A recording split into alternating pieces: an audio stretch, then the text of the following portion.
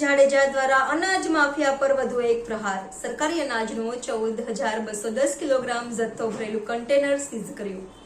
ઘઉંના 406 ખટ્ટા અને કન્ટેનર સહિત ₹15,83,670 નો મુદ્દામાલ સીઝ કરાયો.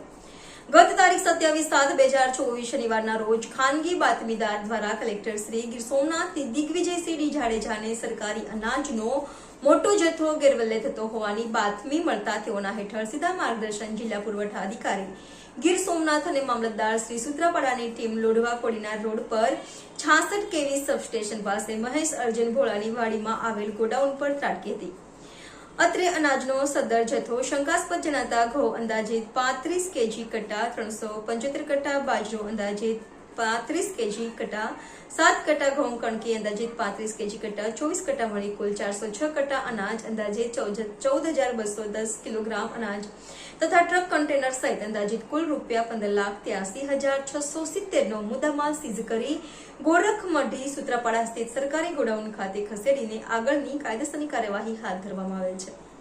અત્રે ઉલ્લેખનીય છે કે મહેશ અર્જુન ભોળા દ્વારા અનાજનો જથ્થો આકાશ ટ્રેસિંગ પ્રાંચી માટે એકત્ર કરી પીપાવાવ પોર્ટ મારફતે મોકલવામાં આવનાર હતો. રિપોર્ટર વિવેક મહેતા, NN ન્યૂઝ સૂત્રાપાડા. દર્શક મિત્રો, તમારી આસપાસ બની રહેલી અવનવી ઘટનાઓ વિશે જાણવા માટે NN ન્યૂઝને લાઇક કરો, શેર કરો, સબસ્ક્રાઇબ કરો અને બેલ આઇકન પ્રેસ કરો, જેથી આપને નોટિફિકેશન્સ મળતી રહે.